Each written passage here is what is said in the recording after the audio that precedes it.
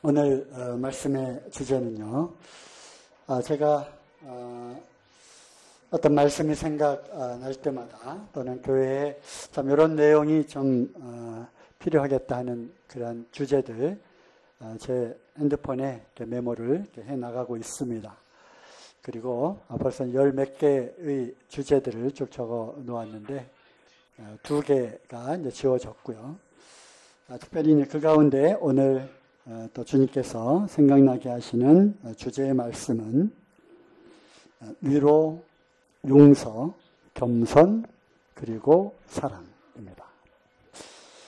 이 단어 하나하나가 또 많은 시간을 또 소요하는 그러한 주제의 말씀입니다. 그럼에도 불구하고 분명히 우리 가운데 위로가 필요하신 분들이 계시고요. 또 용서해야 될 그런 필요성을 또 느끼는 거고요. 그리고 겸손과 그리고 무엇보다도 그 위에 사랑을 더하라고 하는 사랑, 이러한 단어들이 생각이 났습니다. 그래서 짧은 시간에 이것을 다 할 수는 없고요. 순서대로 시간 되는 데까지 이렇게 해보도록 하겠습니다. 먼저 위로에 대한 말씀입니다. 우리는 위로가 필요합니다. 그리고 누군가로부터 위로를 받았으면 좋겠다고 생각을 할 때가 너무나 많이 있습니다. 누가 위로가 필요합니다. 어쩌면 우리 모두가 다 위로가 필요한 그러한 때에 살고 있다고 생각을 합니다. 또 그러한 환경과 그러한 상황 속에서 우리가 살고 있다고 생각을 합니다. 그래서 위로라고 하는 그러한 단어가 떠오를 때 제일 먼저 생각나는 말씀은 바로 이사야서 40장 1절 말씀이 제일 먼저 생각이 났습니다. 너희 하나님의 가라사대 너희는 위로하라. 내 백성을 위로하라는 것입니다. 특별히 이사야서는 우리의 성경 전체의 말씀을 또 집약하고 있는 것 같기도 하고요. 성경이 전부 몇 장으로 구성되어 있습니까? 66장이죠. 구약 몇 권? 39, 39권. 신약 몇 권? 27. 그러니까 39, 27 해서 66권이죠. 이사야서가 66장으로 되어 있고요. 앞에 39장까지는 이 당시 이사야를 통해서 하나님께서 이스라엘의 그 패역함, 또 하나님을 버리고 우상을 섬기게 된 그 대가로 겪게 되는 그러한 하나님의 징계와 심판에 대해서, 즉 슬픈 이야기들이 39장까지 이어지고요. 그리고 이제 40장부터 39, 27, 나머지 27장은 하나님의 큰 위로, 그리고 그럼에도 불구하고 이스라엘 백성들을 향한 하나님의 소망, 그리고 회복에 대한 말씀을 쭉 전하고 있습니다. 특별히 이사야서 40장 1절부터 시작되는 그러므로 너희는 내 백성을 위로하라라고 하는 그런 말씀을 통해서 하나님은 다시 한번 이스라엘은 내 백성이라고, 그리고 나는 바로 너희들의 하나님이라고 말씀하시면서 이제 약속을 주십니다. 그리고 소망을 주시죠. 물론 이것은 이사야를 통해서 장래에 오실, 그리고 그 메시아의 오심을 예비하는 광야에서 외치는 자의 소리부터 시작되는 그런 신약의 메시아, 우리 주님의 오심을 통해서 온 인류가 다시 회복되어지는 소망에 관한 말씀을 이렇게 담고 있습니다. 그 중에서 이제 또 60장에 가면은 일어나라 빛을 발하라. 이는 여호와의 영광이 내 위에 임하였고 하는 그런 말씀에 또 이렇게 되죠. 그래서 39장까지 말씀과 40장부터의 말씀을 어떤 분들은 이사야서의 구약, 그리고 40장부터는 이사야서의 신약이라고 또 이렇게 말하는 분도 계십니다. 어쨌든 위로라고 하는 그러한 단어를 생각하게 되었을 때 저에게 제일 먼저 떠오르는 말씀은 바로 이사야서 40장 1절 말씀입니다. 내 백성을 위로하라고 하는 것입니다. 모든 성도님들이 참으로 주님을 섬겨나가는 그러한 모든 인생의 삶 가운데에서 많은 상처를 입기도 하고 또 죄악과 싸우다 또 실패하는 그러한 안타까운 일들도 겪게 되고 그리고 이제 앞으로의 삶을 또 어떻게 살아가야 할지 우리의 믿음이 연약해지고 또 주님이 다시 오실 그날이 점점 더디 옴으로써 우리가 그 소망의 견고함을 점점 놓쳐버리고 또 우리의 연약함을 돌아보게 될 때 참 우리에게는 모두가 위로가 필요한 그러한 때에 살고 있지 않나 생각을 하게 됩니다. 그리고 또 신약 말씀에서 또 위로라고 하면 생각나는 구절이 있죠. 바로 고린도 후서 1장 3절부터 6절까지의 말씀입니다. 자, 이 말씀은 우리 한번 다 함께 찾아서 읽어보도록 하겠습니다. 고린도 후서 1장 3절.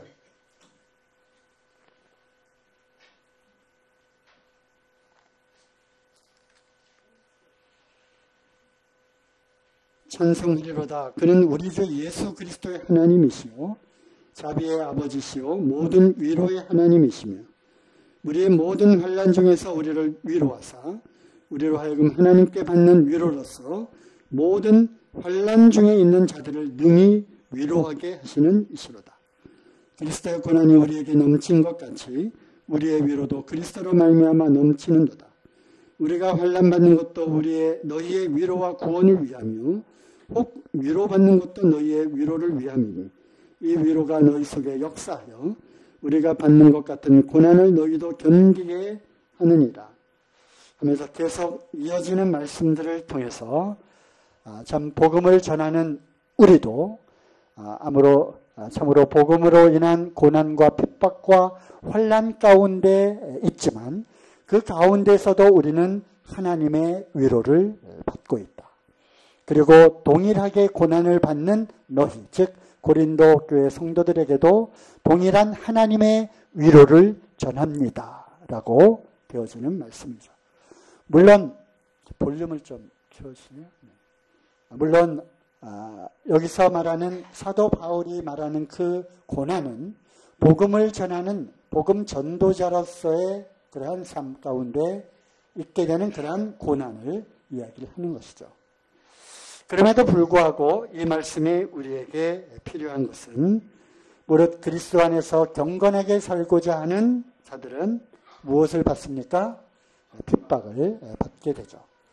그래서 모든 그리스도인들의 정상적인 삶 가운데에서 우리는 마땅히 오게 되는 고난과 핍박과 환난 가운데 있게 됩니다.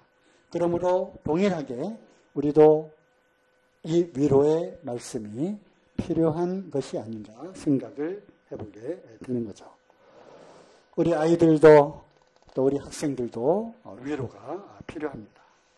이제는 점점 세상이 또 세상 교육이 하나님을 반대하고 교회를 미워하는 그러한 정신세계, 그러한 인문학적인 그러한 교육제도가 이미 학교에 흠어 들어와 있기 때문에 이제는 우리 아이들, 학생들이 교회 다니는 것이 매우 불편하게 생각되어지는 때에 살고 있죠. 그리고 보이지도 않는 하나님을 믿는다고 하는 그 자체에 대해서 많은 친구들이나 또 학교에서 왕따를 당하고 정신병자 내지는 미친 사람 취급을 받게 됩니다. 그리고 하나님을 믿는다고 하는 것은 마치 어떤 미신에 빠진 어떤 사이비 종교에 빠져 있는 것처럼 그런 취급을 받게 되는 거죠. 그리고 더더욱이 학교에서 배우는 진화론, 빅뱅 이론, 또 UFO, 외계인, 또 이러한 학교와 또 유튜브를 통해서 인터넷을 통해서 들려오는 사실이 아닌 것들에 너무나 노출이 되어 있다 보니까 그들의 그 심령 가운데에는 헷갈리는, 또 미혹되는 이러한 것들이 너무나 많이 있다고 하는 것이죠. 또 포스트 모더니즘 이러한 운동을 통해서 참 절대적인 것은 없다. 절대적인 가치가 어디에 있단 말인가. 네가 생각하는 것이 선한 것이면 그것은 선한 것이고, 너가 생각할 때 틀린 것이면 그거는 악한 것이다. 그래서 모든 그런 판단의 기준이 자기 자신에게 있고, 네가 무엇을 하든 좋은 것이라면 얼마든지 할 수 있는 권리가 있다라고 하는 그러한 포스트 모더니즘의 세계에 살고 있습니다. 그래서 이제 동성 결혼을 합법화하고 차별 금지한, 차별되어서는 안 되지 않습니까? 라고 하는 그 속에 실제로는 그 내용을 알아보지도 않아요. 차별금지법 보신 적 있으십니까? 그리고 다만 그들이 주장하는 그런 거에 선동이 되어서 차별하는 건 나쁘지 않아요 라고 하는 단순한 생각 속으로 이제 사단이 교묘하게 파고드는 거죠. 그러한 것에 노출이 되어 있습니다. 그러므로 결국 그리스도인들은 독선주의자들이다. 계속적인 공격을 받게 되고 우리를 끌어내리려는 그런 시도에 직면하게 됩니다. 나는 자랑스러운 크리스천입니다. 우리는 이렇게 외치고 다녀야 하는데 우리는 점점 위축되고 또 학교에 가면 또 친구들을 만나게 될 때 우리는 참 그러한 것들을 견뎌야 하는 그러한 상황에 닥치게 되죠. 그러므로 우리 학생들 위로가 필요합니다. 공부에 지친 학생들 참 많이 있죠. 왜 공부를 해야 하는가? 이유를 잘 알지도 못한 채 공부에 지쳐 있습니다. 그래서 우리 주영이랑 주영이도 이제 중고등학교 때 왜 공부를 해야 하는가에 대한 그 필요성을 사실 설명한다고 해서 그것은 엄마 아빠의 잔소리에 이제 불과한 거죠. 그래서 한 권의 책을 써다 주었습니다. 책 이름은 다니엘 학습법. 네, 적어 놓으세요. 다니엘 학습법. 이거는 김동환이라고 하는 그 학생이 이제 서울대학교에 수석 합격을 하게 되는 그 수기를 나는 하나님의 영광을 위해서 공부한다라고 하는 이미 어린 아이 때부터 그것이 이제 들어왔어요.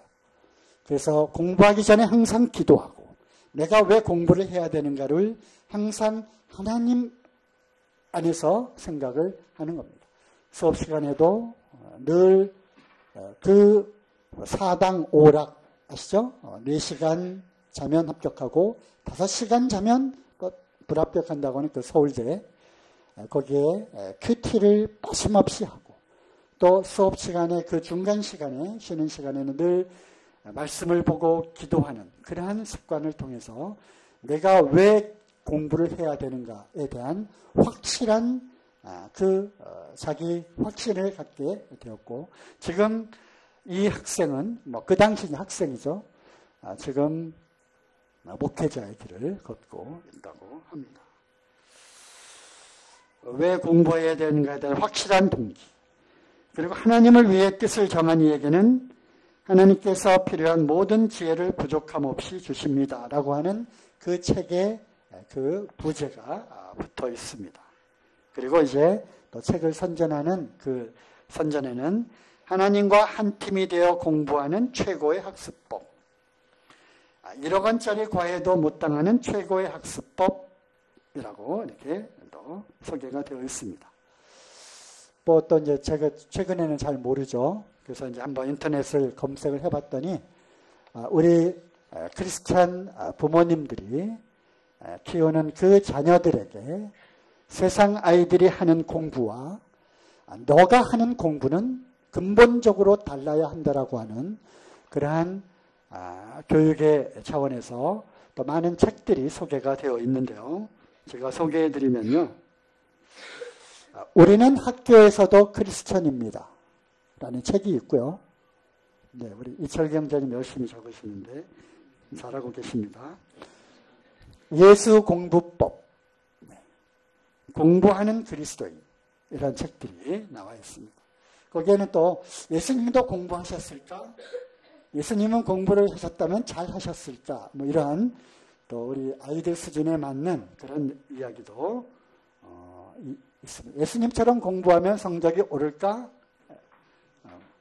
또는 고시 합격한 청년들의 신앙 이야기, 그런 책들도 있으니까 우리 아이들 왜 공부해야 되는지 다시 한번 참 동기부여를 해주시고 또 격려해주는 그런 시간들이 또 되었으면 좋겠습니다.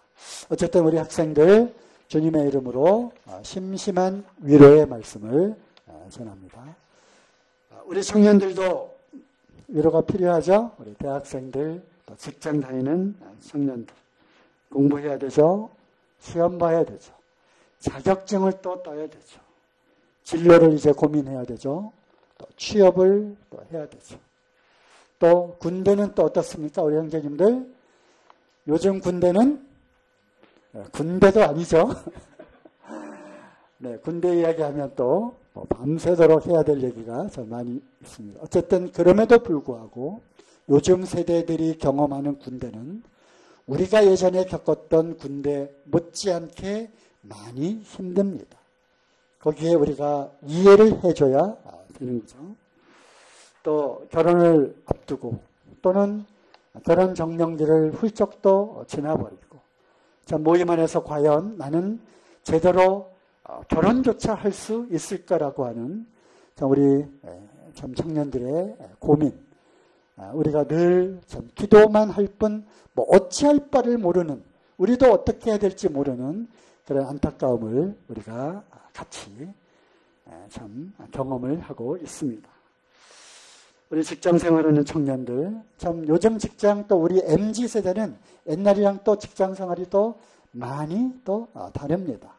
까라면 까라 했던 옛날하고는 또 다르지만 그래도 그럼에도 불구하고 요즘 젊은 세대들이 겪는 직장 생활은 우리가 겪었던 직장 생활 못지않게 힘들어 합니다. 게다가 이제 모임 생활까지 해야 되죠. 또 현실 속에서 오는 그러한 괴리감이 느껴집니다.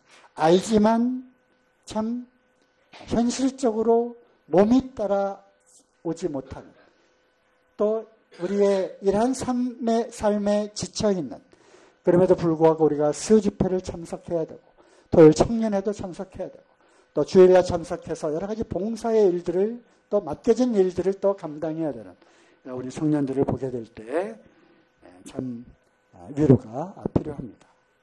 우리 청년들에게 대할 때는 우리가 수양회 때 그룹교제를 통해서 잠깐 우리 청년들하고 만날 기회가 있었지만 우리 청년들과의 소통, 또 거기에는 공감 능력이 필요한 겁니다. 청년들에게 늘 만나면 설득시키고 훈계하고 그렇게 하면 안 돼, 이렇게 자꾸 가르치려고 하는, 그러다 보니까 청년들이 자꾸 거리를 두게 돼요. 무슨 얘기할 건지 뻔하니까, 그죠? 청년들에게 가까이 다가가기 위해서는 첫째 공감 능력, 둘째 들어줘야 하는 겁니다. 그래 많이 힘들지 하고서 그 내용들을 들어줌으로써 청년들과의 소통이 비로소 시작이 된다고 하는 것입니다. 우리 30, 40대 장년 형제 자매님들이 볼 때는 그래도 청년의 때가 얼마나 부러운지, 그러죠? 야, 청년의 때 정말 시간도 많죠. 또 이것도 해도 되고 저것도, 얼마나 그 선택의 폭이 넓습니까? 하지만 결혼을 하고 자녀를 낳고 이제 가장으로서 또 그 가정을 책임지는 그러한 부모로서 선택의 폭이 점점 줄어듭니다. 거기에다가 이제 육아를 또 해야 되죠. 육아. 직접 옆에서 아주 가까이 경험을 하고 있는 이 육아 문제입니다. 힘들게 직장 생활하고 돌아오면 또 쉴 틈이 어디 있습니까? 요즘은 우리 형제님들이 육아의 많은 부분을 감당하고 있더라고요. 아들 둘을 둔 부모로서 참으로 안타깝지만 요즘 세대들은 또 그렇게 되어지는 것 같습니다. 우리가 레위기 말씀을 통해서 또 민수기 말씀을 통해서 배우죠. 성막에서 회막에서 봉사하는 레위인들 나이가 몇 살부터 몇 살이죠? 네, 30세부터 50세. 인턴십 과정을 포함하면 25세부터 50세.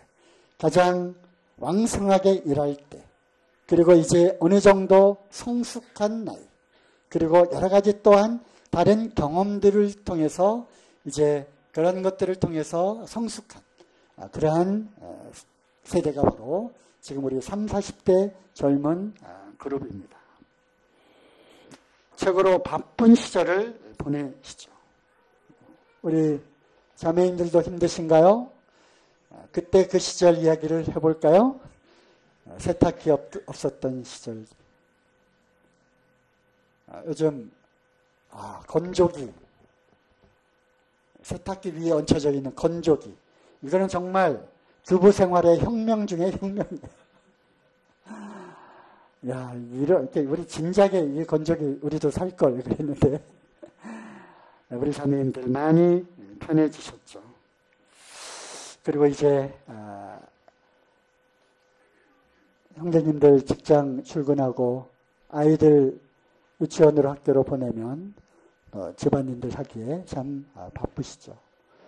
그러다 보면 이제 경력 단절이 되었고요. 거기에서 오는 여러 가지 고민과 스트레스들.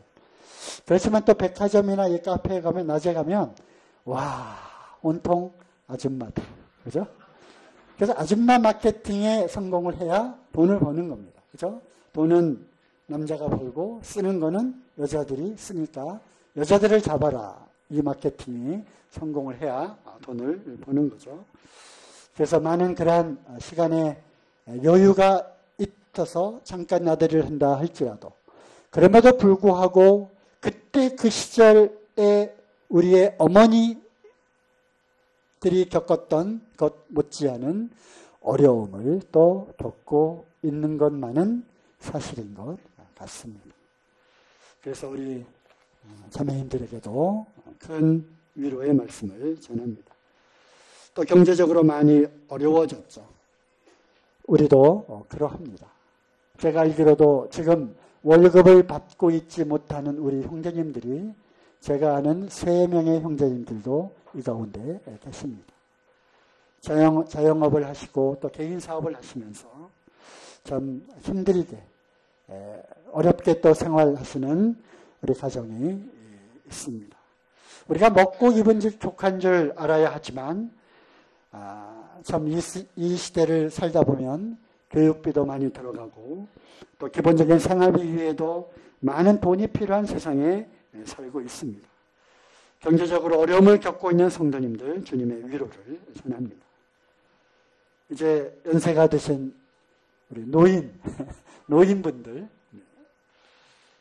아싸 우리 박수 형제님 손을 이렇게 드셨는데 우리 박수 형님은 아주 젊은 형제님들 세대에 속하시니까 늙어가는 것은 서글픕니다. 그리고 또 늙는 건 서럽습니다. 아프고 고장나고 어리버리해지고 갈수록 그러므로 무시당하고 식당에서 뭐 하나 주문하려고 하면 키오스크 앞에서 참 망설여지고 이걸 먹으려고 했는데 딴 거를 시켰다가 할 수 없이 그걸 먹게 되고 거기에서 어떻게 또 이거를 결제를 하고 무엇을 해야 될지 모르니까 뒤에서 점점점 싸한 눈빛이 몰려오게 될 때 어떤 때는 먼저 하세요. 먼저 하세요 하다가 어떤 때는 또 해보기도 하고 참 그런 좀 서글픈 그런 노인들입니다. 계급장 다 떨어졌고요. 예화가 참 많습니다. 제가 아는 그 후배가, 후배라고 하지만 저보다 이제 나이는 똑같죠. 대기업에 임원으로 참 오래 있다가 이제 퇴직하고, 그래도 할 게 뭐라든 해야 되니까 어떤 공공사업 하는, 공공근로 하는데 들어갔대요. 거기서 받는 그 서러움을 얘기하는데, 이런 말할 수가 없대요. 내가 말이야, 왕년에, 그거는 다 아무 필요가 없고요. 거기서 이제 조금씩 뭐 한 1, 2개월 하다가 뭐 그냥 그만두는 사람들 부지기 쓰고, 짬밥이 이제 생기니까 2년을 거기서 버텼대요. 짬밥이 생기니까 반장이 되었고요. 그러다 보니까 이제 거기는 왕년에 내가 뭐 했다 아무 소용없어요.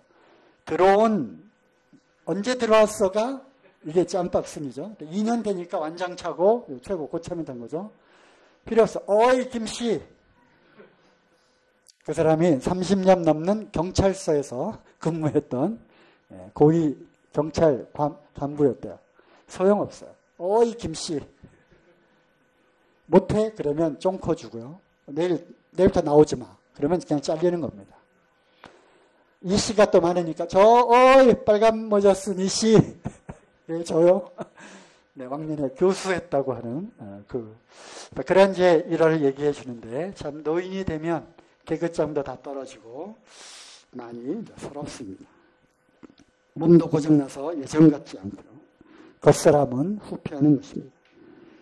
주님 나라 갈 때까지 건강하게 좀 사셔야 되는데 저도 이제 늙어갑니다. 우리 자매와도 이제 그런 이야기를 할 나이가 되었어요.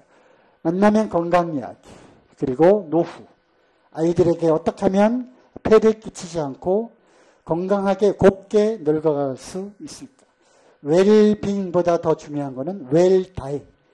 죽는 그날까지 정말 잘 살아갔으면, 잘 죽어갔으면 좋겠다라고 하는 이야기를 하게 됩니다.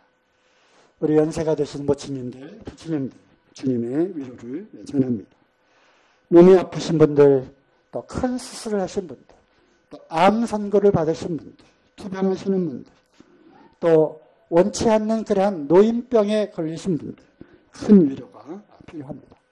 구원받아야 할 남편들, 가족들을 둔 그러한 분들, 기도하고 기도해도 자 응답이 없는 그러한 상황에서 내가 뭔가 잘못 살아가고 있는 것은 아닌가, 나의 삶에 그 간증이 잘못된 것은 아닌가, 때로는 죄책감에, 때로는 자책감에 많은 그러한 영적인 고통 가운데 있으실 겁니다. 주님의 위로를 전합니다. 시간이 이제 많이 가서 위로, 이것도 못할 것 같으네요. 용서와 겸손과 사랑까지 해야 되는데, 위로는 사람의 위로, 물론 그때뿐이지만 우리는 영적인 사람들입니다. 그리고 나는 너의 하나님이라고 하셨고 너희는 내 백성이라고 하셨고, 그러므로 하나님의 위로를 전합니다. 무엇을 통해서? 하나님의 말씀을 통해서죠. 그 가운데 가장 위로가 되는 말씀이 무엇일까? 무엇보다도 많은 말씀들이 있겠지만 주님이 우리와 끝까지 항상 함께 하시겠다고 하는 이 말씀이죠. 이것보다 더 우리에게 위로가 되고 우리의 힘이 되는 말씀이 어디 있겠습니까? 또 다 아시는 말씀대로 여호수아 1장 5절, 마음을 강하게 하고 담대히 하라. 두려워 말며 놀라지 말라. 내가 어디로 가든지 내 하나님 여호와가 너와 함께 하시니라. 이 말씀이 우리에게 큰 위로가 됩니다. 마지막으로 옆에 사람 한번 이렇게 쳐다보세요. 네. 짝을 져서 쳐다보시고요. 얘기하세요. 하나님의 위로를 전합니다. 주님이 우리와 함께 하십니다. 이제 또 반대편에 계신 분하고 또 이렇게 마주하세요.